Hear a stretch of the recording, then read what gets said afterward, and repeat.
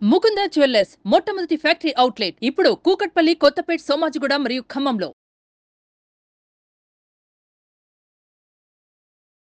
లోదుస్తులు తలకు చుట్టుకొని నా బ్లౌజ్ నడుముకు కట్టుకొని చీర కట్టుకొని గాజులు వేసుకొని పిచ్చి పిచ్చి కేకలు, పిచ్చి పిచ్చి అరుపులు. రాత్రి దెయ్యాన్ని సైకిల్ కట్టేసుకొని ఇంటికి వెళ్ళిపోయా. దెయ్యాన్ని చైన్తో కట్టావా, తాడుతో కట్టావా? ఎక్కడుందా దెయ్యం? అయ్యో సుమన్ టీవీ వాళ్ళ అయ్యా, సుమన్ టీవీకి ప్రాబ్లం వచ్చిందా?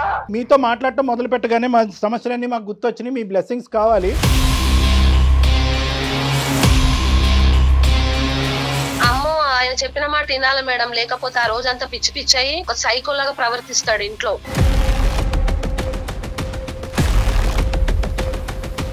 నా ఒంటి మీద నూలు పోలు కూడా ఉండకూడదు, అట్లా నగ్న పూజలు చేయాలి నువ్వు, 2 సార్లు 3 సార్లు నువ్వు వచ్చి కనబడ్డావంటే మొత్తం పటాపంచలు చేస్తా అంటున్నాడు. కోడిని కట్ చేసి ఆ రక్తము బొట్టు పెట్టుకొని నన్ను కూడా పెట్టుకో అని పెడతాడు మేడం. బొట్టు మళ్ళీ అమావాస్య వరకు కంటిన్యూగా పెట్టుకుంటాడు మేడం. ఈ నగ్న పూజల యొక్క ప్రొసీజర్ కావాలి అంటే నగ్నంగా మేము ఉండాలా, మీరు ఉంటారా? నగ్న పూజలు అంటే నీకు ఎట్లా చెప్పాలో నాకు అర్థం కాదు. అదొకటి ఇద్దరి మధ్య జరిగే సీక్రెట్ పూజలు అండి. అమ్మాయిలు రావాలి, అదే కాన్సెప్ట్, మెయిన్ కాన్సెప్ట్ అదే మీ దగ్గర. మీరు బట్టలు ఇప్పడానికి రెడీయా అనేది కూడా మీరు చెప్పాలి. మరి ఈ నగ్న పూజలో మీరు బట్టలు ఇప్పాలి కదా. ఒకరి జాతకాలు ఒకరి ముందు ఇప్పొద్దండి, ఒకరికి వచ్చి ఒకరు చెప్పొద్దండి. అయినా మేము చెప్పలేము, అయినా అమ్మవారు మాకు విరుద్దామండి.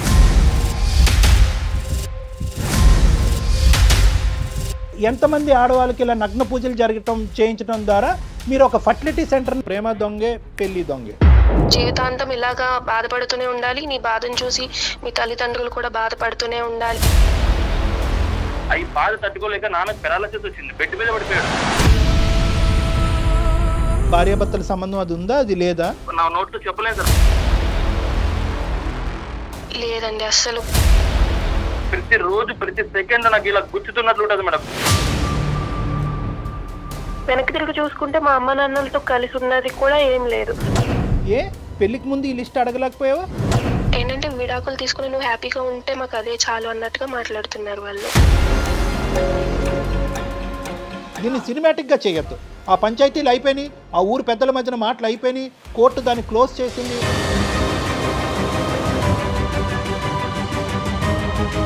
అదే మా నాన్నని బెడ్ మీద చేసిన తర్వాత నాకు జీవితం ఏదో నేర్పించింది. ఇప్పుడైతే మాట్లాడినా కూడా మాట్లాడటం లేదు సార్.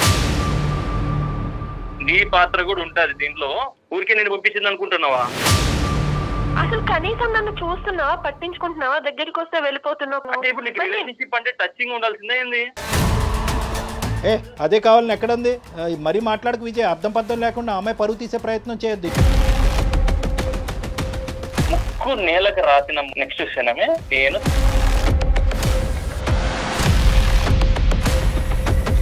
విజయ్, అది ప్రాబ్లం అని నువ్వు అనుకుంటున్నావు, తను అనుకోవట్లేదు. తను ఎందుకు ఇన్వాల్వ్ చేస్తున్నావు అంటోంది. కాదు విజయ్, ఎలా కరెక్ట్ విజయ్, ఎలా కరెక్ట్ విజయ్? ఇది నేను జీర్ణించుకోలేకపోతున్నాను. ఎలా కరెక్ట్ విజయ్? ఈ రోజు గీత తల్లిదండ్రులు కడుపును పుట్టిస్తే ఎందుకు చూస్తున్నావు, లవ్ చేస్తున్నావా అని చెప్పి అనుమానిస్తుంది మేడం. ఫోన్ పట్టుకుని జోక్ చూసినా కానీ ఎందుకు అంతగా నవ్వుతున్నావు అని అడుగుతుంది మేడం. మరి లంచ్ బాక్స్ తినకుంటే కూడా ఎవరితో బయటకు వెళ్ళావు అని చెప్పి అనుమానిస్తుంది సార్. చెప్పకుండా ఇంట్లో నుంచి వెళ్ళిపోయాడు సార్ మా తమ్ముడు. ఏం పెంచావమ్మా? వాళ్ళని గాలికి వదిలేసిన వాళ్ళు బాగుపడి ఉండేవారు. నీ పెంపకంలోనే లోపం ఉందేమో. తల్లిదండ్రులు లేకపోవడం ఒక దురదృష్టం అయితే, నువ్వు దగ్గరుండి పెంచడం ఇంకో దురదృష్టం ఏమనేటువంటి అవమానం. అప్పటి నుంచి మా అక్క నన్ను టార్చర్ చేస్తుంది సార్, చాలా అనుమానిస్తుంది సార్. నా వల్ల అవ్వట్లేదు సార్. మా అక్కనే మాటలు తీసుకోలేకపోతున్నాను సార్. చనిపోదాం అనుకున్నాను సార్.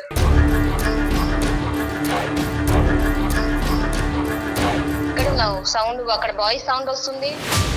ఇక్కడ మీ పెంపకాన్ని వేలెత్తి చూపెట్టడానికి లేదు, అక్కడ లోకం వైపు వేలెత్తి చూపెట్టడానికి లేదు. ఈ 2 అంశాలని మనం మార్చలేదు. వాడు నీకెందుకు కాల్ చేశాడు? క్లాస్ వెళ్ళాక అందరు మాట్లాడుకోరు అక్క, అన్నయ్య అని పిలువమంటావు అక్క చివరికి. అలా ఎలా కరెక్ట్ క్లాస్ అబ్బాయిలని చెప్పు నువ్వే ఒకసారి. దానికి ఎందుకు అంతగానం ఇదవుతున్నావు నువ్వు? నేను అడిగినాను కదా నీకు, అంతే కదా ఇప్పుడు. దానికి అంతగానం టార్చర్ గా నువ్వు ఎందుకు ఫీల్ అవుతున్నావు? ప్రేమ అనే చోట అనుమానం అనేది రెండు మ్యాచ్ అవ్వట్లేదు. విపరీతంగా ప్రేమించేటటువంటి అక్క చెల్లెల మీద అనుమానం ఏంటి? మరి దారుణం తెలుసా సార్, నేను కాలేజ్కి వెళ్ళొస్తే కూడా నా బ్యాగ్ చూస్తుంది సార్, బుక్స్ అన్ని దులుపుతుంది సార్. ఈ రోజు ఆ అమ్మాయి జీవితంలో భరించలేనటువంటి ఒక అంశం ఏదన్నా ఉంది అంటే చేయాలి, లేకుంటే బతకదు అని చెప్పారు మేడం. రేపు సర్జరీ అనగా మేడం మా భర్త అమౌంట్ నాకు కూడా చెప్పకుండా అమౌంట్ తీసుకొని వెళ్ళిపోయాడు. ఇట్లా బెట్టింగ్ లో పెట్టాడు, అమౌంట్ మొత్తం బెట్టింగ్ లో పోగొట్టాడు. సర్జరీ అయిన తర్వాత ఒక్కసారన్నా బిడ్డను చూసాడా, చూడలేదా? లేదు లేదు సార్. చెడు బుద్ధి ఉండేటటువంటి వాళ్ళు కాదు, కానీ ఏంటంటే అత్యాస అనేటటువంటి టార్గెట్. అక్కడ ఏదో మంత్రజాలం ఉంటుంది, ఏదో మాయ జరుగుతుంది, మంత్రం మహిమ అవుతుంది, దెబ్బకట. ఆ 20 లక్షలు కూడా పెట్టింది మన కోసమే, మన ఫ్యూచర్ కోసమే. లక్ష్మి గ్యాంబ్లింగ్ బెట్టింగ్ చేసే వాళ్ళు అందరూ ఇదే అనుకుంటారు. సార్ ఎవరి గురించి సార్? నా బిడ్డ గురించే కదా. ఎవరి గురించి సార్? నా భార్య గురించే సార్ అంటారు. కానీ ఎప్పుడు కూడా అక్కడ గెలిచినటువంటి దాఖలాలు ఎక్కువ ఉండవు.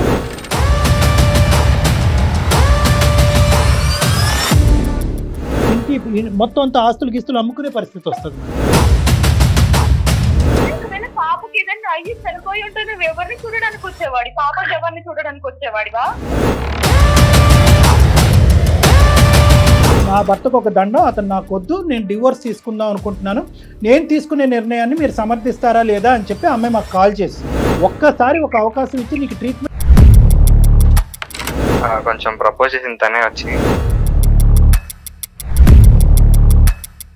నేను ఫుల్ స్టాక్ నేర్పించాను. సుమారుగా ఎంత ఖర్చు పెట్టావు? ఆ అమ్మాయి మళ్ళీ తన లైఫ్ లో ఇలా మంచిగా సెటిల్ అవడానికి ఒక 5 లక్షలు శాలరీ వచ్చే స్థాయిలో ఎదగటం గురించి మీరు ఎంత ఖర్చు పెట్టుంటారు? ఒక 6 lakhs అలా. అయ్యో బాబోయ్, మీరు మంచోళ్ళు, ప్రపంచం అంతా ఇంతే మంచిగా ఉంటుందని అనుకుంటారు. మీ కుర్రకారు అంతా కూడా దాన ధనబాలు జోబులు బొక్కలు పెట్టుకుని డబ్బులంతా ఇస్తారు.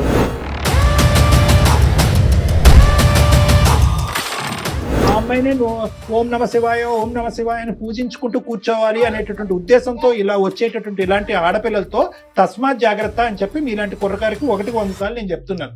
అటువంటి అమ్మాయిని ఈ రోజు నువ్వు పటాయించో పట్టుకున్నావు. ఇప్పుడు ఒకటి, ఇవన్నీ నాకేంటి సార్ క్లాస్ పీకుతున్నారు ఆ అమ్మాయిని అడగకుండా అంటే కనుక నీకే పీకాలి క్లాస్. జాబ్ వస్తే నాకు జాబ్ వచ్చినట్టు ఫీల్ అయ్యా, నువ్వు సక్సెస్ అయితే నేను సక్సెస్ అయినట్టు ఫీల్ అయ్యా. ఇప్పుడు నా టాలెంట్ వచ్చి నేను చేసినవి నువ్వు ఫీల్ అయ్యేదేంటి? వాళ్ళు ముందు నీ ఫ్యామిలీ బరువే ఎక్కువైపోయింది నీకు, మళ్ళీ నన్ను తెచ్చిపెట్టుకుని ఏం చేద్దామని ముందు వాళ్ళ బరువు వదిలించుకో. వాళ్ళు కావట్లేదు, చావాలా బతకాలి అర్థం కావట్లా. నీ ఇష్టం, అది నీ డెసిషన్. సెటిల్ అవటం అంటే ఏంటో నాకు ఒక్కసారి డిఫైన్ చేయమ్మా, నాకు అస్సలు అర్థం కాదు ఈ సబ్జెక్టు. నాతో ఈక్వల్ అయినా పర్లేదు, నాకన్నా ఎక్కువైనా పర్లేదు. ఈ కోర్స్ చేసేస్తే నాకు 5 లక్షలు ఉద్యోగం వచ్చేస్తుంది, తర్వాత నేను నట్టెట్టు ముంచేస్తానని చెప్పావా? ఇప్పుడు ఆ మగాడిని ఇప్పుడు టిష్యూ పేపర్ కింద వాడుకుని రోడ్డు మీద వదిలేసి ఇప్పుడు అది పిచ్చోడు అయ్యాడట్టున్నాడు. ముందు చూపు ఉండాలి, కానీ ఇంత ముందు చూపా? వాళ్ళు రేపొద్దున కనేటటువంటి పిల్లల్ని కూడా మీ ప్యాకేజ్ అంటారా? అప్పుడే కంటామంటారా? నీకున్న ఇన్ని కండిషన్స్ కి ప్రపంచంలో ఎవ్వడు దొరకడమ్మా నీకు. నువ్వు అట్లా రిక్వెస్ట్ చేయమ్మా. నువ్వు ఇంకెవరు చూసుకుంటారు బాబు? అమ్మ అమ్మ అమ్మ తల్లి తల్లి తల్లి రిక్వెస్ట్ చేయమని ఏం మాట్లాడుతున్నావురా నాయన? ఏంటంటే కనుక స్వార్థం. 1.5 year అయింది. సడన్ గా మా హస్బెండ్ నా దగ్గర నుంచి విడాకులు కావాలని చెప్పేసి అడుగుతున్నారు. ఒక పాప ఉంది మేము, అంటే పాప అంటే అడాప్ట్ చేసుకున్నాను. అతనితో మాట్లాడితేనే అర్థమవుతుంది మా. మరొకసారి కాల్ చేస్తారా మీరు? చేస్తాను, చేయండి. హలో, నువ్వు ఎప్పుడు డివోర్స్ ఇస్తావు అది ఒక్కటి చెప్పేసి నాకు కాల్ కట్ చేయి. అసలు ఏంటి ఈ అమ్మాయి మీద ఏమన్నా ఏం ప్రాబ్లం ఉందో మీరు ఒకసారి మా చెప్తే. గోవా ట్రిప్ తీసుకొచ్చిన దరిద్రం ఏంటి మాకు అర్థం కావట్లేదు. ఆ పిల్లని ఆమె అడాప్ట్ చేసుకునింది కాదు, తనంతకు తానుగా కనిన బిడ్డ.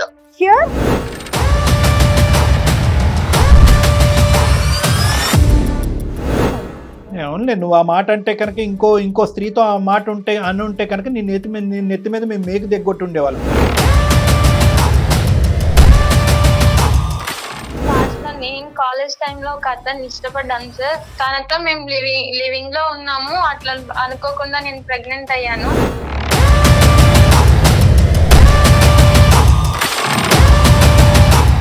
తల్లిదండ్రులకి టోపీ వేయలేదు అని అనుకుంటుంది. ఈ అమ్మాయి పిచ్చిది కాదు, ఈ అమ్మాయి చాలా క్రిమినల్ ఇంటెంట్తో ఆలోచించింది. అంతా నువ్వు సేఫ్ జోన్ లో చూసుకున్నావు, మరి అతని పరిస్థితి ఏంటి? ఆ బిడ్డ ఏం పాపం చేసిందమ్మా? తండ్రి మోసం చేశాడు, ఇప్పుడు తల్లి మోసం చేసిందిగా. కాదండి, అందమైన జీవితానికి ఒక అమ్మాయిగా నేను మెయిల్ చేసేస్తే వీళ్ళు యాక్సెప్ట్ చేసేస్తారు, నేను చెప్పింది నమ్మేస్తారు అనుకున్నావమ్మా? ఎక్కడికక్కడ ప్లాస్టింగ్ చేసేసి ఇలాంటి ఆడపిల్లలందరూ కూడా న్యాయాలు అనుకుంటూ మీ ప్రోగ్రాముల చుట్టూ తిరుగుతారు అని అంటారు. అప్పుడు మేమేమనాలి? ఆ అనాథాశ్రమంలో ఉండేటువంటి అందరి పిల్లల కంటే అతి దురదృష్టవంతురాలు ఎవరన్నా ఉన్నారు అంటే కనుక అది నీ బిడ్డ. ఎవరు గొంతు కోద్దామని లేరు. ఇప్పుడు 4 years బట్టి లివ్ ఇన్ రిలేషన్షిప్ అదేనా అంటారు? అదే కరెక్ట్ వర్డే కదా దానికి? అవును సార్. మళ్ళీ తప్పుగా మాట్లాడితే మీకు కోపాలు వస్తాయి. అంత బాగానే ఉంది సార్. తను వచ్చేమో సడన్ గా నేను వేరే అమ్మాయిని పెళ్లి చేసుకోవాలనుకుంటున్నాను అని చెప్పారు సార్. ఇక్కడ లివ్ ఇన్ రిలేషన్షిప్ ఇలా కంటిన్యూ చేద్దాం, మ్యారేజ్ మాత్రం వేరే చోట చేసుకుంటాం, వేరే అమ్మాయిని వేరే చోట. బాగుంది. నీకు నువ్వుగానే ఉండు, నేను వేరే పెళ్లి చేసుకుంటాను అంటున్నాను. అంటే నిన్నేమంటారో అక్కడ ఆలోచించుకో. ఏదేమైనా నేను సంతోషం వదులుకోవాలని సార్. జీవితం సర్వనాశనం అయింది, ఏం చేయండి అండి, నేను పిచ్చిదాన్ని అయిపోయానంటే కనుక ఎవరు మాత్రం కాపాడతారు? చేతులు కాలిపోయిన ఇప్పుడు ఆకులు పట్టుకుంటే ఏం లాభం? చెప్పాలి నీకు ఒకసారి చెప్తే అర్థం కదా నీకు? ఎందు గురించి ఇన్ని సంవత్సరాలు కలిసి ఉన్నావు కదా, ఏ ఫీలింగ్స్ లేవా నీకు అసలు? లేవు, నీ మీద నాకు ఎలాంటి ఫీలింగ్స్ లేవు. మరి ఇష్టం లేనటువంటి అమ్మాయితో లివింగ్ రిలేషన్షిప్ ఏంటండి? కడుపులు చేయటాలు ఏంటండి? ప్రెగ్నెన్సీలు తీయించటాలు ఏంటండి? మరి దాన్ని ఏమంటారు?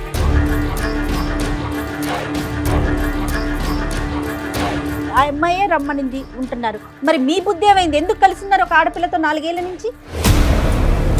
సరే అన్నప్పుడు ఒక అమ్మాయి సరే రిలేషన్షిప్ లో ఉంటామని చెప్పినప్పుడు ఎవరైనా నో చెప్పరు కదా సార్. మేము లివింగ్ రిలేషన్స్ లో ఉన్న అన్నాళ్ళు మ్యారేజ్ అనే కాన్సెప్ట్ నా నోటి నుంచి ఎప్పుడు రాలేదు. మీరు మొదటి నుంచి ఆ అమ్మాయి పక్కన ఉన్నంతసేపు ఈ అమ్మాయిని కానీ మేనేజ్ చేసుకున్నారు, ఇంకో పక్క నుంచి వేరే ట్రయల్స్లో ఉన్నారు. ఆ అమ్మాయి ఏమొచ్చి ఈ అమ్మాయికి వెన్నుపోటు పొడిచి మీతో రెడీ అయిపోతుంది. ఆ అమ్మాయి జాగ్రత్త అండి, ఆ అమ్మాయి ఎంతమందితో పొడిచిందో మీకు తెలీదు. ఏ విధంగా వాడుకుంటున్నాడు నిన్ను? ఒక టిష్యూ పేపర్ కింద, ఒక వాడేసినటువంటి ఒక వాటర్ బాటిల్ కింద, అవసరం లేనటువంటి ఒక బిస్కెట్ ప్యాకెట్ లా ట్రీట్ చేస్తున్నాడు. సిగ్గులేదా నీకు? రోజు రిలేషన్ లో ఫ్రెండ్షిప్ లో ఎవరైనా సరే ఇలా అలా అంటే నేను అమాయకత్వంగా దొరికిపోయి మాకు ఇచ్చి ఇట్లా నేను పెళ్లి చేసుకుందాం అనుకుంటున్నానమ్మా అని చెప్పేసి అన్నారు. డైరెక్ట్ గా ఇన్విటేషన్ తీసుకుని వచ్చిన ఇవ్వటం ఏంటి? ఆడదైతే కనుక ఏమో నీకు ఇప్పుడు నీకు తోడు అవసరమా? తోడంటే కనుక చాలా చిన్న మాట. తోడు అవసరం అనరు మన సమాజం, ఇంకోటి అవసరమా అని అంటారు. అది నేను మాట్లాడను. పెళ్ళైన కొన్ని రోజుల నుంచే నాకు టార్చర్ మొదలు చేశారు మేడం. మీ మమ్మీ అలా ఎలా చేసుకుంటది. ఈ అటెన్షన్ అండ్ ఇంపార్టెన్స్ ఎలా వస్తుంది అంటే కనుక అల్లుడు గారు రండి, కూర్చోండి, భోజనం చేయండి, అల్లుడు గారు పండగకి రండి, పబ్బానికి రండి, మీ ఇంటికి ఇది చేయండి, అది చేయండి, పెట్టుబడులు గిట్టుబడి. ఇప్పుడు ఏమైందంటే కనుక దురదృష్టమో అదృష్టం కొద్దో మీ అమ్మగారే పెళ్లి కూతురు అయ్యారు.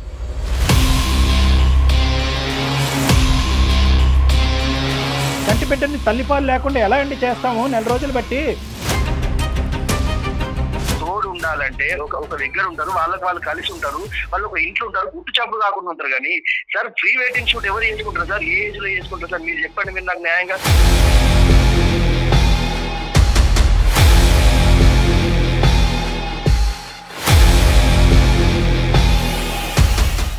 భాస్కర్, విత్ డ్యూ రెస్పెక్ట్స్, నీకు మాటకు అడ్డుకొస్తున్నాను, కొద్ది పెద్ద మాటలు వాడుతున్నాను.